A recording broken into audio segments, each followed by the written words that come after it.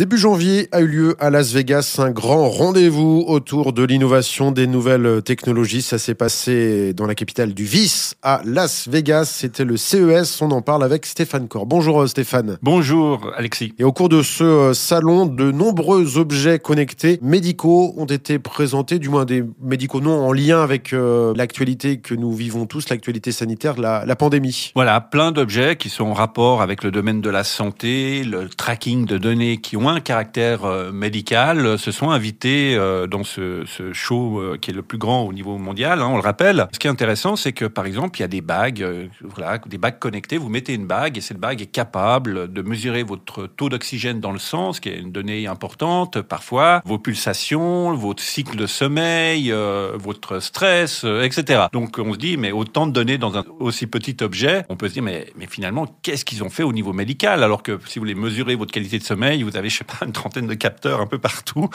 et pour essayer d'avoir une idée si vous dormez bien ou pas bien, ou qu'est-ce qui perturbe votre sommeil. Donc il faut garder une certaine distance critique par rapport à la qualité des données qui sont collectées par ces objets. Ce sont des indicateurs, mais il faut pas prendre de décision sur sa santé en fonction des données. Par contre, on peut se servir des données et surtout de la manière dont on les collecte dans le temps pour en discuter avec son médecin. Et peut-être que de ce côté-là, ça peut potentiellement représenter une valeur ajoutée. Si je prends une caricature, ce sont des gadgets médicaux qui vont ensuite nous pousser à aller voir un vrai professionnel de la santé. Voilà, en tout cas, ce sont des gadgets médicaux qui ne font pas de nous des médecins. On aurait peut-être tendance à penser aujourd'hui, avec les réseaux sociaux, que tout le monde peut être...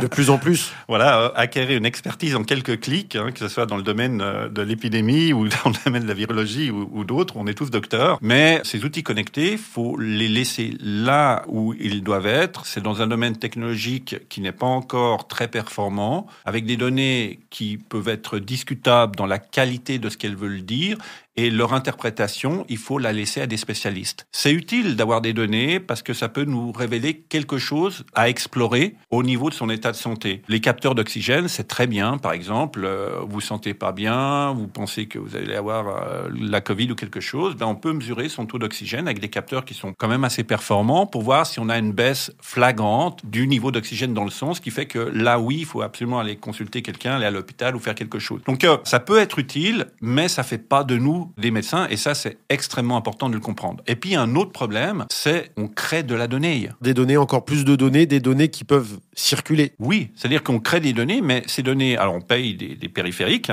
voilà, on les paye concrètement, c'est comme, voilà, je paye ma montre, je paye mes périphériques de mesure, et puis les données nous échappent, parce que elles nous sont fournies, elles sont interprétées, elles sont quelque part mises en forme, mais elles sont utilisées aussi par les entreprises qui nous fournissent ces périphériques et qui vont potentiellement les vendre à des entreprises tiers en les anonymisant, les pseudo-anonymisant, pour en faire des études de marché, pour en faire tout un ensemble de choses. Donc là, sur ce point, on n'a pas encore la maîtrise de nos données et c'est, à mon avis, le principal problème par rapport, finalement, au fait que ces données peuvent finir éventuellement dans des assurances qui pourraient les utiliser, pas forcément pour le bénéfice de l'assuré. Donc il y a un manque législatif, j'imagine, au niveau du contrôle des données, mais là, on n'aura pas le temps d'aborder cette question. Tout à fait. Merci Stéphane Corr. Merci.